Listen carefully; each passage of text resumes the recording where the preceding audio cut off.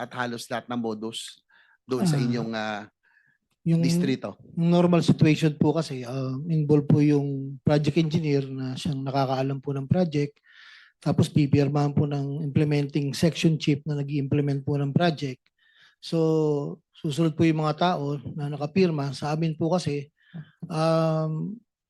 pag po nakapirma na po kasi yung mga nasa baba po sa akin, pinipirmahan ko na po yun. So sino po ang talagang may alam aside from sabi niyo si Bryce Hernandez, si JP Mendoza, yung dalawa po ay talagang involved?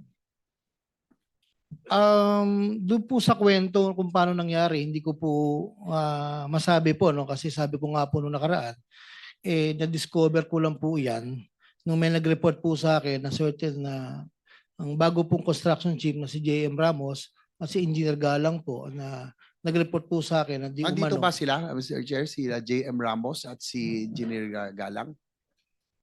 Secretariat?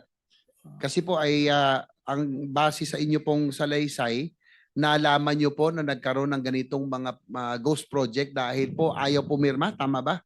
Ni Engineer JM Ramos? Yun po yung unang report niya sa akin. Tapos po, sinang-ayunan po yun ni Engineer Galang po. At later po, itong huli po, tinanong ko po yung project engineer na in charge kung bakit nakapirma sila.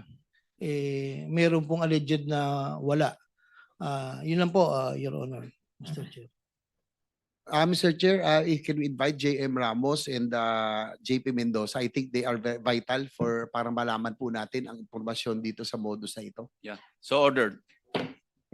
Engineer Mr. Bryce. Chairman, I'm sorry, is that an invitation or are we issuing show cause or Actually, subpoena? Because subpoena because yes, invitation lang po ang binigay natin for this hearing. So we will issue a subpoena already. invitation lang po in this particular hearing. Yes. Despite the fact, Mr. Chairman, just to put on record that this person, JP Mendoza, was the one who dragged this representation's name in a. Yes, as I said, invitation lang for Yes. this hearing. So mag-i-issue tayo ng subpoena. Thank you, Mr. Thank you. Chairman. Please proceed, Senator JB.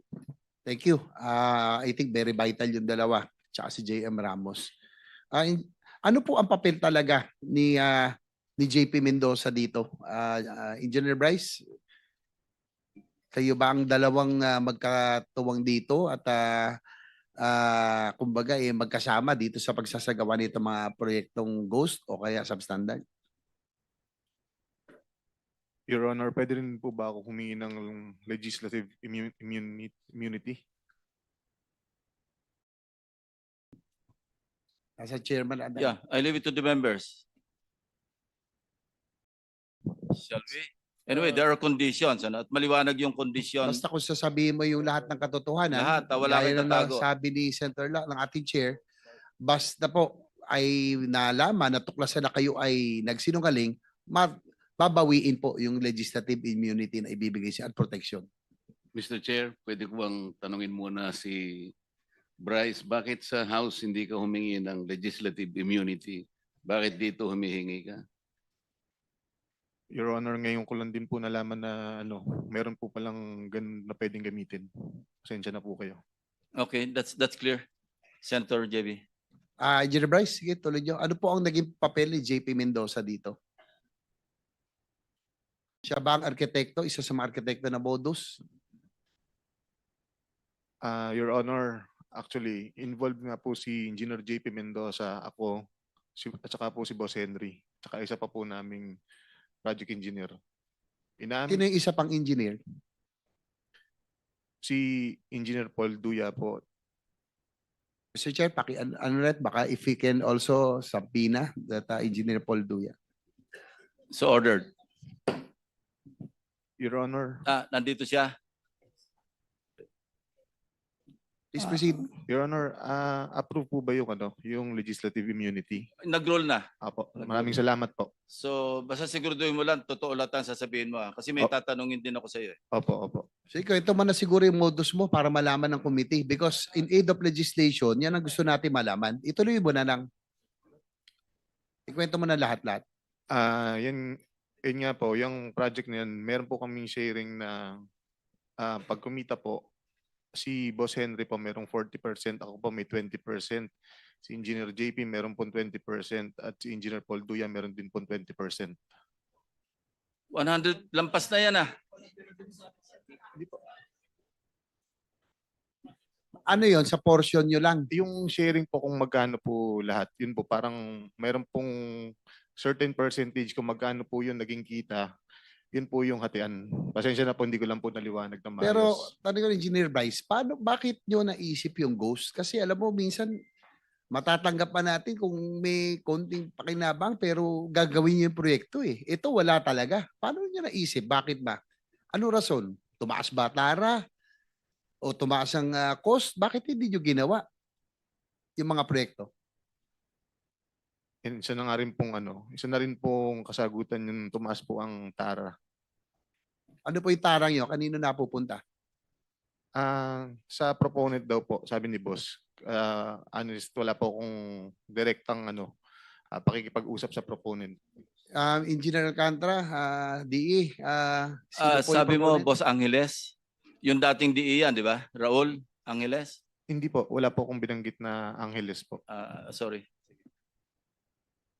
Engineer Alcantara, sino po yung proponent na sinasabi ni Bryce? Hindi ko po alam sa kanya, Your Honor. Every time po na may tatanong sa kanya, puro po ang turo sa akin. Maliwanag ba naman po rito na sinasabi ng mga contractor na sila po ang kausap dyan, Your Honor. Hindi, pero under oath po kayo, Engineer Yes, sir. Alcantara, para Opo. mabawasan na nyo. Turuan nyo na kami, malaman na, tulungan nyo na kami malaman ng katotohanan. Total, andyan na kayo sa ganitong posisyon, sitwasyon. Sino po buwang mas mataas na opisyal ang nakakaalam nito o may kinalaman nito? Whether insertion o pinayagan yung inyong modus, meron bang mas mataas opisyal ng DPWH? Meron bang legislator na yan ang sinususpetsahan? Dahil, sige po. Your Honor, pagdating po sa funding, gaya po ng sinabi ko dati, kami po ay nagsasubmit ng wishlist sa regional office po. Wishlist po na nanggagaling sa amin. At after po niyan, sinasabit po nila sa central office. Regarding po dun sa mga insertions po ng sinasabi niyo po, wala po kaming alam po doon Your Honor Kasi po, gaya nga po nila Yusek Kati at sila Secretary, tinatanong niyo po sila dati kung sino po kasi hindi po Yung wala po sa proponent, level. hindi nyo alam kung sino? Sa level nyo? Yung pong regular po na dumadating po sa district na under po sa NEP, sa NEP lang po ang pinag-uusapan po natin. Sinong Yusek ang sinasabi nyo may alam nito? Yung mas mataas sa inyo? Di po, ang sinasabi ko po, tinatanong nyo po dati sila Yusek Cabral because they are the planning. So kami po, hindi po namin alam po sa level po namin yung sa mga ganyan pong funding, Your Honor. Dahil nung huling pag-appear dito ni Congressman Toby Tiangco, may mga dal siyang dokumento. At doon sa kanya pinakita, Mr. Chair, marami po ang insertions at bigla bumukol, lumaki ang sa Mindoro at sa Bulacan. So, yun po ay na documented, dala ni Congressman Tiangco. Hindi nyo pa i-confirm, Engineer Alcantara, na may alam kayo doon? Hindi ko po alam, Your Honor, talaga po. Pagdating po sa funding, Your Honor. Thank you Sino po. ba talaga ang mastermind sa inyong dalawa? Sabi ni Bryce Hernandez, kayo po, engineer. Your Honor, yung pong ghost project yan, talaga pong wala po akong alam sa ghost project na yan, Your Honor. Mr. Chair, with the indulgence of Senator JBR. Senator Erwin Tulfas recognized. Mr. Chair, can we ask this person to show cause, order a show cause order for him today bago natin i-cite for contempt? Last week pa ito, dalawang hearing na itong nagsisinungaling. Sa mga taong sa baba, lahat may kasalanan, ikaw wala. District engineer ka, hindi mo alam na may ghost project, wala ka ring alam, lumobo yung budget mo. Hindi ba dumadaan sa lamesa mo yan na lumaki yung pondo mo?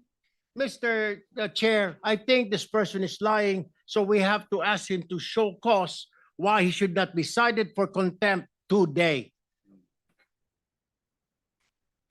Please respond, Mr. Alcantara. Your Honor, kami naman po pag lumalabas po sa GAA, ini-implement lang po namin yung project, Your Honor. At hindi po namin alam kung saan po ng yan, Your Honor. Actually po, yung sinasabi ko po sa Ghost Project, talaga pong wala akong alam dyan. At magpapatunay naman po itong project engineer na nandito po sa tabi ko kung paano po nangyari yan. Yung pong sinasabi ng project engineer na Paul Duya ay kasama po nila yan, Your Honor. Mr. Chair, unacceptable, and therefore I will move, Mr. Chair, that we cite this person in contempt for lying before this committee, Mr. Chair. There is a motion to cite in contempt of the committee, Engineer Henry Alcantara. Any objection? Hearing none, you are cited for contempt. Thank you.